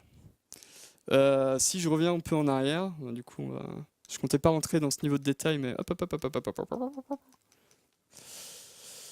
Si on revient à ça, en fait, l'enjeu si vous faites du jeu gratuit, tout simplement, du jeu free-to-play, c'est qu'à un moment, l'acquisition, soit vous êtes Flappy Bird et vous avez des downloads, vous savez pas d'où ils sortent, c'est génial. Soit vous êtes mis en avant par Apple, par Google ou par n'importe qui et vous avez des downloads, c'est génial. Soit vous achetez de la pub. Et la manière dont ça fonctionne, c'est la même manière dont fonctionne un site web ou Facebook. C'est en gros, on raisonne par coût par install ou coût par utilisateur. C'est qu'en gros, vous, quand vous voyez de la pub, on sait que avoir un utilisateur qui va télécharger notre jeu, ça coûte 1 euro, 1,80 $, 2 $. C'est un peu moins que ça, mais c'est ce qui se dit. Mais c'est pas exactement. Et en fait, tout l'enjeu du truc, c'est de s'assurer que ça fois ça, ce soit supérieur à vos coûts pour ça. C'est qu'en gros, si vous achetez si vous achetez un joueur 2 $, mais qu'il vous rapporte 0,50 $, c'est chaud, il va y avoir un problème. Donc quand vous commencez à faire de la pub, il faut vous assurer qu'en fait, ce qu'on appelle la LTV, la Lifetime Value de votre utilisateur, elle soit supérieure au coût d'acquisition. Bon, ça c'est les principes, c'est pas hyper complexe, hein, c'est s'assurer qu'un chiffre est plus gros que l'autre, mais dans les faits c'est un peu plus compliqué que ça. Et pourquoi on disait ça? Et ouais, c'était Zynga. Mais c'est Zynga, mais c'est tout le monde en fait. Si vous faites c'est Candy Crush, King, c'est les mecs de Supercell, Clash of Clans, c'est tous les mecs que vous voyez en haut des téléchargements les plus rentables, c'est les mecs qui sont capables de monétiser de manière plus efficace par rapport au prix qu'ils achètent les utilisateurs. Parce que eux, ils font du business. Et le business, faut que votre activité elle soit en croissance. Donc pour que votre activité elle soit en croissance, il faut ramener de plus en plus d'utilisateurs ou au moins s'assurer qu'il y a un niveau d'utilisateurs qui reste flat. Mais il y a toujours des mecs qui partent. Donc même si vous voulez juste vous assurer que votre niveau d'utilisateur reste flat, il faut que vous fassiez de la pub parce qu'il faut ramener des gens pour remplacer les gens qui sont partis. Donc voilà, c'est des trucs que je voulais pas forcément aborder, mais aujourd'hui le marketing, la pub, c'est des trucs hyper importants. Et si vous voulez faire une boîte ou un jeu qui soit le nouveau Clash of Clans ou en tout cas qui soit hyper performant sur le marché du jeu mobile, c'est des contraintes que vous allez devoir prendre en compte. Parce que même si vous avez une chance de ouf et que votre jeu marche, on ne sait pas comment, ou alors que vous êtes mis en avant par Apple ou par Google, si derrière votre volonté c'est d'être un service et d'avoir un revenu un peu constant, il va falloir passer par de l'acquisition et donc du coup il va falloir que vous ayez une monétisation et une rétention qui soit au niveau.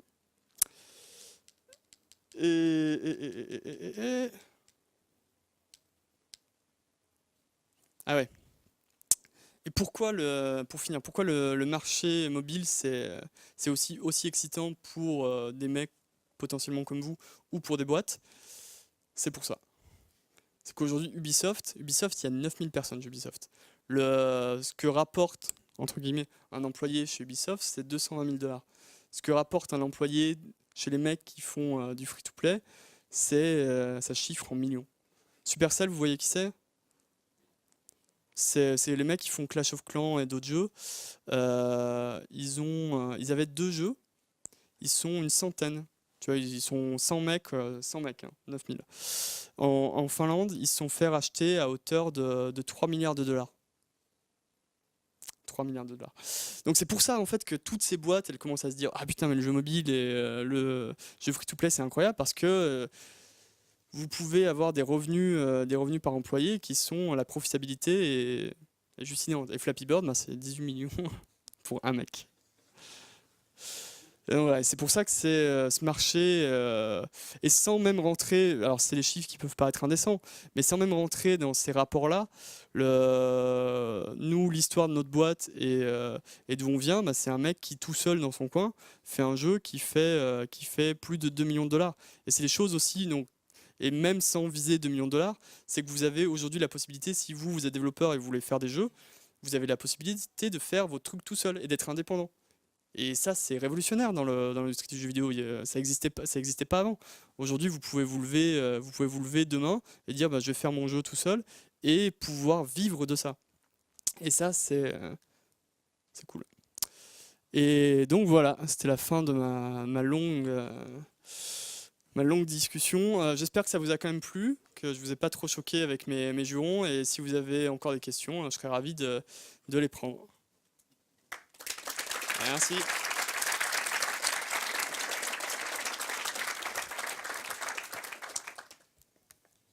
Question?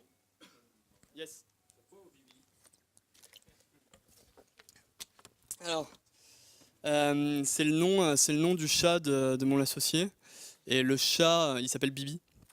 Et à chaque fois, il allait souvent sauter sur le clavier et mon associé allait faire oh Bibi putain. Et du coup, on voulait appeler la boîte Oh Bibi putain, mais Oh Bibi c'était un peu mieux. Ok. Voilà. Vous êtes pas dit c'était quand même pas super vendeur ou enfin je sais pas, ça va rien de.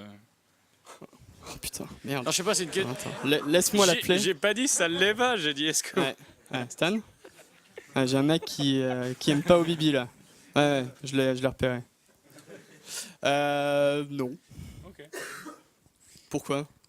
Non, c'est une question. C'était Non, pour savoir mais si. pourquoi Bah, je sais pas, je me dis. Je sais pas, quand je dois télécharger un jeu ou un truc comme ça, je me dis, je sais pas, EA Games ou des trucs comme ça fait peut-être un peu. Games, Alors que Obibi, Un je truc vais de me bonhomme, demander quoi. du coup. À Gameloft, par exemple, je sais pas, Gameloft, ça me dit, ok, Bah, ça me parle, je connais, mais non mais Obibi. justement, c'est marrant. On voulait pas un nom qui soit justement Super Game Corporation. Parce Ok. que C'est un argument peu, qui se tient. Je voilà, valide. c'était justement, on voulait pas d'avoir ce nom un peu jeu vidéo générique, Games from the Future, who saves people. Et donc voilà. Donc c'était et mine de rien. Alors l'avantage aussi du nom, c'est qu'on peut On peut le déposer. exactement. Et surtout, on peut le diminuer en 3 lettres OBB et ça fait OBB en anglais. Smart, hein? Ok, c'était réfléchi finalement. C'est pas si con que ça. Hein. Ouais. Ah putain. Ah ouais. Oh. Putain, je sais même pas si c'est voulu ça. Elle est belle, pistache. Nice. Est-ce que quelqu'un a une autre question? Oui. Yes. Excusez-moi, bonjour. Du coup, ça, en fait, parce que vous avez présenté 2 personnes dans votre boîte, en fait, donc Stan et vous, si j'ai bien compris. Ouais. Est-ce qu'il y a d'autres personnes dans la boîte? Combien vous êtes, en fait, ce genre de choses? J'en parlais rapidement. On est 11. On a... Il y a quelqu'un qui est tombé au fond. Ça va, monsieur? Fallait nous dire. Hein. Donc non, aujourd'hui on est 11. On a un 3e associé là qui est notre directeur technique, qui aurait dû être là aujourd'hui, mais qui avait un petit empêchement. Et globalement, on a ces compositions classiques d'une boîte de jeux vidéo, c'est-à-dire il y a des artistes, game designers et programmeurs. Vous savez ce que c'est un game designer? Non, voilà. Pour ceux qui ne sont pas complètement au fait de comment ça marche une production de jeux vidéo, il y a le game designer, pour résumer très simplement. Le game designer construit les règles du jeu. Donc les règles du jeu, ça peut être aussi bien le scénario que les environnements ou les règles les plus basiques. Typiquement, quand on fait Si on devait recréer le jeu d'échecs, à un moment il faut décider que le pion il se déplace comme ça, le cheval il fait un truc bizarre, et voilà. Donc il y a le game designer qui définit les règles, l'artiste qui va dessiner, qui va proposer l'identité visuelle du jeu et développer les assets graphiques du jeu, et enfin vous, les petites mains. Non, pas les petites mains. C'est le programmeur qui va s'assurer qui va faire l'intégration des assets graphiques et s'assurer que les règles définies par le designer sont retranscrites en code. Et après, après, il y a aussi le développement des moteurs, le développement du back-end, il y a plein de trucs. Mais en tout cas, il faut avoir, en tant que programmeur de jeux vidéo, si vous voulez faire du gameplay, ce qu'on appelle du gameplay programming, il faut avoir une connaissance du jeu qui est hyper fine. Parce que même si on peut s'imaginer qu'il y a un game designer qui est derrière votre dos et qui vous explique tout le temps comment faire pour que le personnage il saute et que ce soit dynamique et que ce soit cool et machin. Si vous n'avez pas une notion hyper fine de qu'est-ce qui est cool dans un jeu et qu'est-ce qui fait que quand j'ai un bonhomme qui saute, c'est cool, ça marche, c'est dynamique et c'est rewardant, ça va être compliqué. Donc un super gameplay programmeur, c'est aussi et même peut-être avant tout un super game designer. Donc voilà, on était 11 et on compte recruter une dizaine de personnes en plus sur l'année. Des stagiaires, oui, éventuellement. Donc si vous êtes motivé, vous pouvez toujours envoyer un mail ici. Voilà, comme je disais, nous on développe sur Unity, donc on code en C#. Et voilà, et C#. Ah, on reviendra. Ouais. Excusez-moi, je ne sais pas si vous l'avez dit, mais c'est la boîte, elle est basée en France.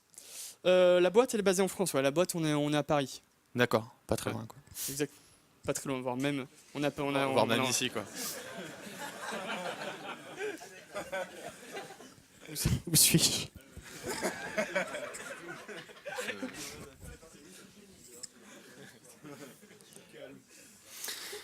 Je voulais revenir un peu sur le fameux triangle Ouais, le triangle des Bermudes. des Bermudes. En fait, il y avait une petite critique qui avait été faite sur Candy Crush que je trouve assez vrai et sur beaucoup de jeux sur la Monétisation. monétisation qui se base sur la frustration du joueur.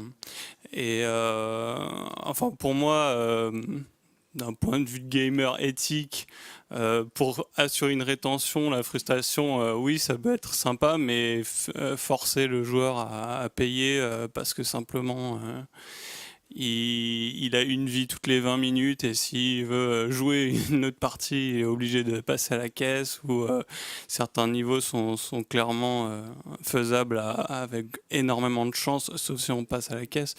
Il y a une question éthique derrière. Je me demandais si dans votre société vous aviez ce genre de débat sur est-ce qu'il existe d'autres façons alternatives pour que les joueurs s'amusent, payent, mais sans passer par forcément la frustration, quoi. Ouais. Il y a plein de points hyper intéressants. Quoi? Les pigeons. Il faut quoi? Ah, sur des vrais pigeons? Genre. Ce qu'il est en train d'expliquer, ça vient de tests faits sur des pigeons il y a à peu près 60 ans. Ah, J'ai plus le nom, mais. c'est ok, je vois le principe, c'est la Skinner box, c'est ça, non? C'est ça que tu fais référence. Alors, la frustration, c'est un truc qui est présent au final, c'est une mécanique qui est présente dans tous les jeux et pas complètement Candy Crush. Et pour que votre jeu soit un peu amusant, il faut aussi qu'il repose sur une certaine frustration. Je sais pas si vous connaissez la théorie du flow. Je l'ai pas là, mais en gros, c'est quelque chose qui est pas juste lié aux jeux vidéo, mais qui est lié c'est une théorie de développement personnel. Pour que vous soyez satisfait dans votre vie, il faut que vous ayez une espèce d'évolution comme ça en dents de scie, tac, tac, tac, tac, tac, entre plaisir et frustration.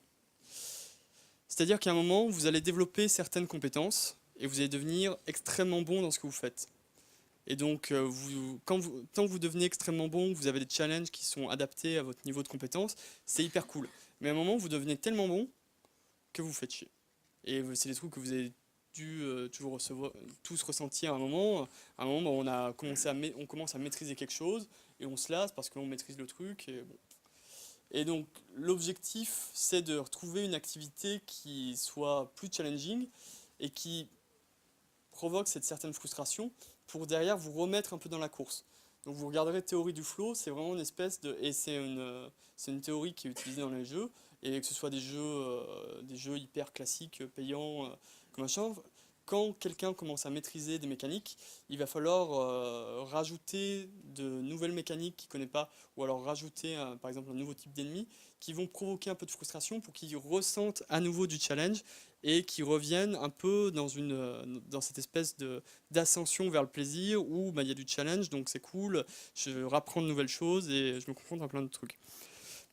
Donc la frustration, c'est pas seulement un outil de monétisation, même si c'est un outil de monétisation dans Candy Crush, mais c'est aussi un outil pour représenter de l'intérêt pour le joueur. Et qu'est-ce qu'on disait? Alors ouais, Candy Crush, qu'il faut aussi voir, c'est que c'est un peu une machine à sous qui dit pas son nom. C'est que Candy Crush, ça repose beaucoup sur l'illusion des compétences.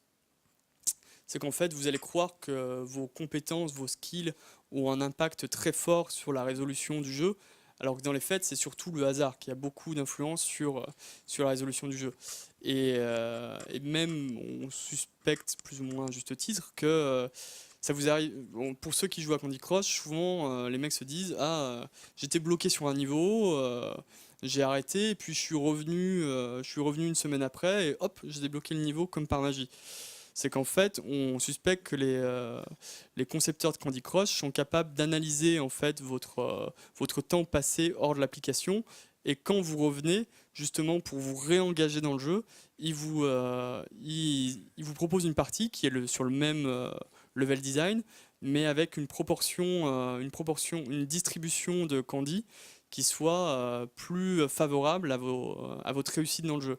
Parce que la manière de maîtriser Candy Crush, c'est juste ça, c'est la distribution des bonbons.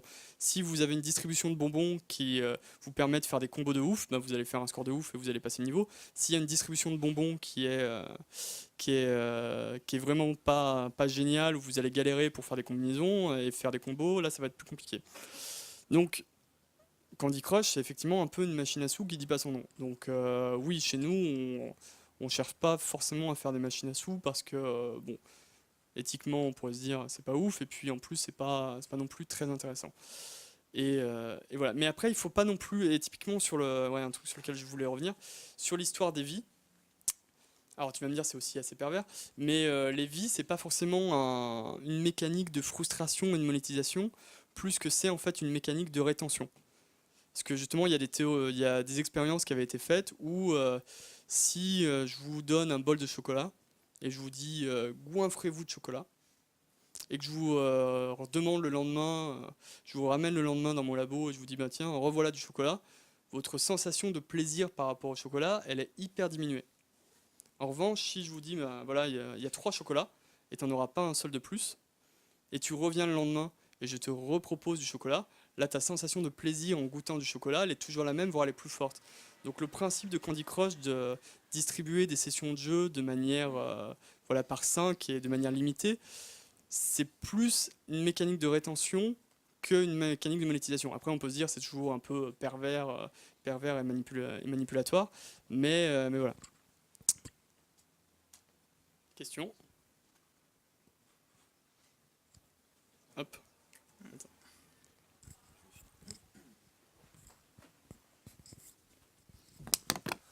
Alors moi je voulais demander, dans une boîte comme la vôtre, Mhm. comment vous évaluez les technologies qui demain seront utilisées par tout le monde, ou peut-être pas utilisées, ou peut-être intéressantes pour vous, et quelles sont les plateformes sur lesquelles vous devez vous développer?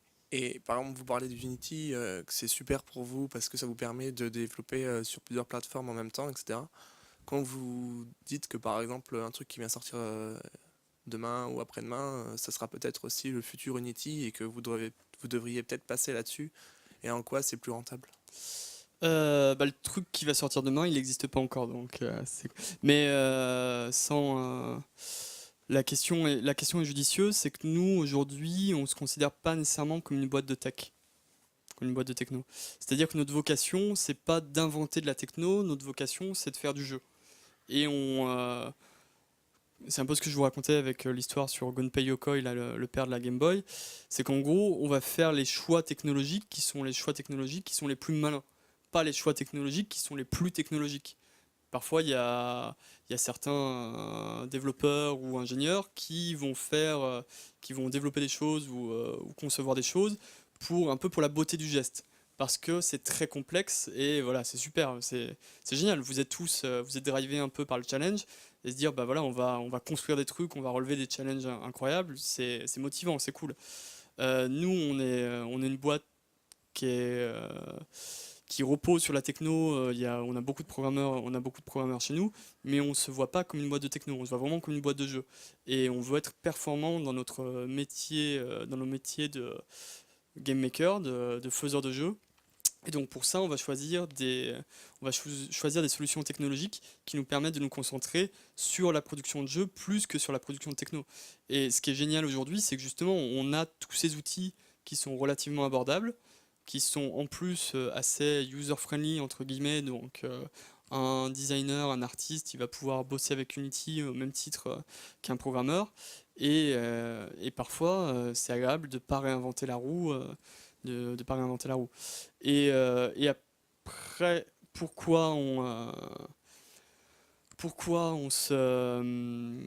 Unity et pas plutôt qu'autre chose, et est-ce qu'il y a des risques?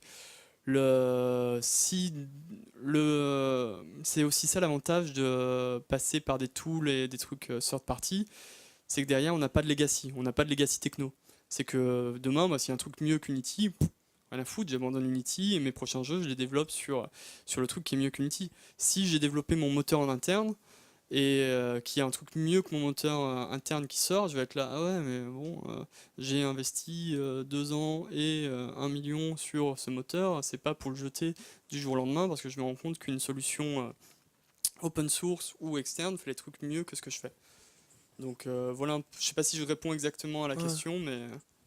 J'avais une autre question à peu près dans la même, enfin pas exactement pareil, mais comment vous jugez qu'un jeu, vous dites que vous avez un jeu en ce moment, vous allez en sortir 2 dans l'année, comment vous jugez qu'un jeu, il est pas forcément, enfin pas dire rentable, mais qui sert pas forcément, il n'y a pas forcément besoin de mettre de gens dessus, et à quel moment, enfin, vous dites qu'un jeu, ben, il faut l'abandonner, etc.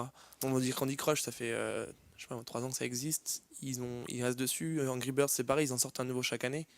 Et à un moment, il faut peut-être essayer de nouveaux trucs. Est-ce que vous en parlez dans votre boîte? Comment ça se passe? De toute façon, d'une certaine manière, quand les coûts sont inférieurs aux recettes, faut continuer à le faire. C'est que si d'un point de vue entrepreneur et business, si vous avez quelque chose, alors c'est pas toujours vrai parce que parfois vous pouvez vous dire vous avez un truc qui a des marges assez faibles et mieux vaut l'abandonner pour passer sur des choses avec des marges plus importantes. Mais de manière un peu basique, quand vous avez un truc qui rapporte plus qu'il ne vous coûte, mieux vaut continuer à le faire grandir, sauf si vous avez perçu une opportunité incroyable et vous vous dites, je sais pas, j'ai besoin de toute mon équipe pour cette opportunité et j'y crois, c'est sûr, ça va marcher, donc là on peut shifter.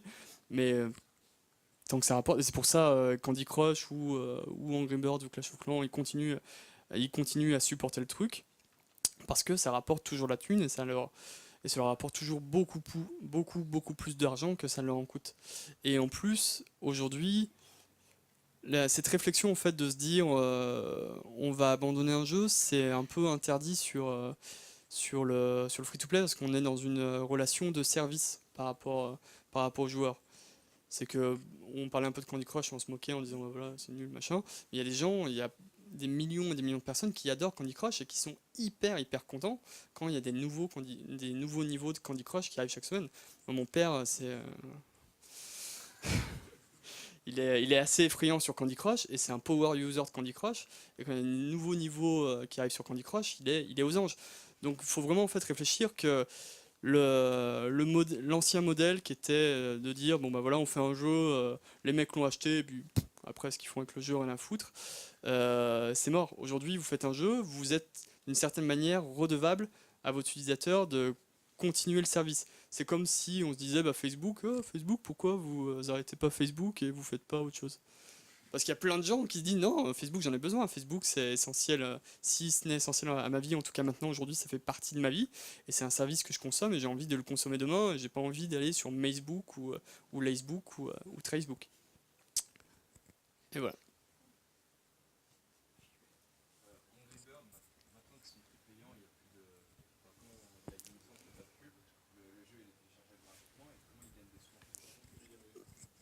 Le micro, s'il vous plaît. Alors la question c'était comment les mecs d'Angry Birds font de la thune maintenant qu'il est gratuit et plus payant et voilà, et il y avait une première réponse qui était les produits dérivés, et c'est plutôt une bonne réponse parce que aujourd'hui Angry Birds c'est une boîte qui a un peu de mal à passer en fait du modèle payant au modèle gratuit. Donc sur Android, leur jeu il est gratuit et il y a de la pub, donc ils se rémunèrent quand même un peu comme ça. Mais sur iOS, leur jeu, enfin le Angry Birds classique, c'est toujours payant. Et ils ont essayé d'avoir des modèles un peu free-to-play, mais qui n'ont pas vraiment marché parce que le free-to-play, c'est vraiment quelque chose qui est assez compliqué à concevoir. Et ils n'ont pas trop compris pour l'instant. Donc aujourd'hui, je crois que c'est genre 50% des revenus de Rovio, la boîte qui fait Angry Birds, c'est des produits dérivés. Et c'est pour ça qu'en intro, je vous disais, quelqu'un me disait, je disais 2 milliards Angry Birds, et quelqu'un me disait, ouais, mais trop facile, c'est gratuit. Enfin, ouais, mais qu'est-ce qu'on en a à foutre? Le jeu, il est gratuit, mais 2 milliards, ils ont créé une marque qui leur permettent de faire 50% de leurs revenus, je sais pas, je crois qu'ils font 1 milliard, un truc comme ça, donc ils doivent faire 500 millions de dollars en produits dérivés. Et ça aussi, ça a une grosse valeur. Donc, voilà. Beaucoup de produits dérivés.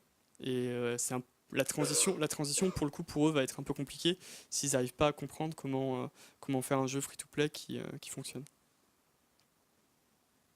Question? On se dit une... ouais.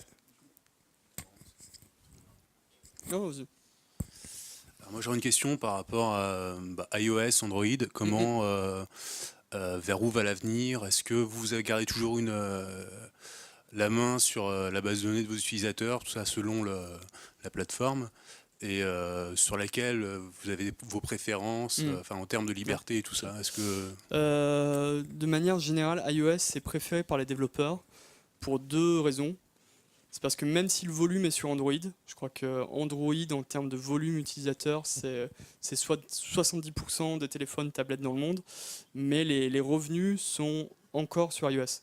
Donc aujourd'hui, le marché mobile, je crois que c'est 60% des revenus qui sont sur iOS et 40% sur Android, alors que le volume est sur Android. Donc les développeurs vont en général préférer iOS parce que il y a plus de revenus qui sont faits sur iOS, et aussi parce que le marché est plus simple. Quand vous faites un jeu sur iOS, vous devez faire un jeu pour iPod Touch, iPhone, iPad, avec plus ou moins différentes technos, mais il y a un OS, en tout cas il y a un OS qui est majoritaire avec quelques reliquats de vieux OS, et il y a une fragmentation des plateformes qui est relativement maîtrisable. Quand vous faites un jeu sur Android, c'est le schéma que je montrais tout à l'heure, il y a des milliers de devices, et il y a une répartition des OS qui est complètement, là aussi complètement fragmentée, parce que le produit n'est pas aussi maîtrisé que iOS ou Apple. Donc nous, en général, on produit plutôt avec une target iOS, mais Android et iOS, c'est hyper important de supporter les deux. Voilà. C'est que même si vous vous dites, voilà, ma priorité c'est Apple et l'iOS, mieux vaut prévoir dès le départ de pouvoir être cross-platform et pouvoir porter votre jeu sur Android. Parce que par exemple, si vous développez tout votre jeu en Objective-C sur iOS, pour le porter ensuite sur Android, en C++, ça va être un peu la galère. Donc voilà. Et est-ce qu'on garde nos utilisateurs? Pas vraiment, en fait, parce qu'on n'a pas on peut avoir des systèmes de cross-promotion entre différents jeux. On fait une bannière qui redirige les gens vers un autre jeu. On ne veut pas nécessairement trop le faire, en fait, parce que comme j'essaie de l'expliquer, c'est important que vos joueurs ils restent dans votre jeu et ils jouent toujours à votre jeu. Donc si vous les sortez d'un jeu pour aller à un autre jeu, c'est pas gratuit, quoi. Ils reviendront pas nécessairement dans votre jeu initial, donc c'est quelque chose auquel il faut faire attention. Et ensuite, technologiquement, on n'a pas les traces des utilisateurs. J'aurais une autre question actuellement par rapport à la localisation là où les gens jouent. Est-ce qu'on connaît les proportions? Je sais pas, les toilettes, le métro, le Ouais, truc. 90% aux toilettes. Ouais, il y a des stats, mais il n'y a pas de stats précises. Enfin, il n'y a pas de contrôleur qui est derrière chaque personne. Une personne de plus aux toilettes. Donc on n'a pas ça de manière très fine, mais à la limite c'est pas très grave. L'important c'est juste de savoir que on est sur une plateforme où le temps de session en moyenne ça va être 3 minutes. Et en gros, quand vous concevez votre jeu mobile aujourd'hui, ce qui va être compliqué, c'est de pouvoir concevoir un jeu qui puisse être joué en 15 secondes comme sur 5 heures. Et typiquement un jeu console, 15 secondes, vous n'avez même pas démarré votre console et vous avez vu le premier logo constructeur, le premier logo développeur et c'est tout. Aujourd'hui sur iOS, il y a des mecs qui vont, je sais pas, ils sont dans la queue n'importe où, ils vont lancer votre truc, tac tac tac, ils vont jouer 15 secondes et puis sera satisfait. Et derrière, peut-être que le soir ils vont rentrer et ils vont y jouer 5 heures. Mais c'est deux profils de joueurs et de consommation de jeux qui doivent être liés d'une certaine manière. Donc ça, c'est ça qui est assez complexe, plus que de savoir si le mec joue au chiottes ou dans son lit. Le fond de ma question, c'est vraiment de savoir, parce que là, quand je vais au cinéma, par exemple, le temps d'attente au début, c'est vraiment consacré que à du Candy Crush ou à des trucs un peu similaires. Est-ce qu'il n'y a pas vraiment un futur autour de la réalité augmentée ou j'en sais rien? Est-ce que ça fait partie de vos appréhensions ou est-ce que vous essayez de développer le sens dans lequel vous allez ou on s'en fout en fait? Quand tu dis réalité augmentée, tu veux... Je sais qu'il y a eu des essais, par exemple, où les gens pouvaient un peu de social, gaming, je sais pas quoi, ils se baladaient, ils prenaient des photos. Bon, bah voilà, on s'est rencontrés là. Est-ce que c'est un peu fail à l'époque? Est-ce que finalement ça peut avoir un avenir ou est-ce qu'on peut s'engager dans ce genre de truc ou selon des études que je peux pas connaître nécessairement? Non, après, je sais pas s'il y a énormément d'études sur la réalité augmentée. Après, ce qui est sûr, c'est que la manière de concevoir des jeux mobiles et la manière de jouer à ces jeux mobiles, elle va évoluer avec les technos et avec le temps. C'est pas un truc qui est figé dans le temps et qui va pas évoluer. Après, ce qu'il faut voir, c'est que parfois, il y a plein de trucs un peu gimmicks comme la réalité augmentée ou les jeux qui sont basés sur la géolocalisation, qui sont cool d'un point de vue design et techno, mais qui derrière représentent une contrainte pour l'utilisateur. C'est qu'aujourd'hui, je sais pas, si j'ai un jeu qui est basé sur la réalité augmentée, ça va déterminer pas mal de choses par rapport à l'environnement et aux conditions dans lesquelles je vais jouer à mon jeu. Je sais pas, par exemple, je dirais j'ai un jeu de zombies qui reconnaît, qui met des zombies, qui mappe des zombies dans la rue et j'avance et je tire sur des zombies, et voilà. Donc ça il faut être dans la rue. Typiquement si on est aux toilettes, on va pas nécessairement pouvoir y jouer parce qu'on est juste aux toilettes. Ou même je sais pas, par exemple on se dit il faut faire tac tac tac tac, on va passer un peu pour un con quand on fait tac tac tac tac tac dans la rue. Comme avec la Wii au début, on disait on va passer pour un con. Ouais, mais ça à la limite on était chez soi quoi. On n'était pas dans le métro. J'ai le droit d'être un con chez moi. C'est mon droit le plus sacré et le plus inaliénable. C'est moins con que de jouer à Candy Crush dans le... Bon, bref. Ouais, non, bien sûr. Mais voilà, donc il y a plein de choses qui peuvent être faites.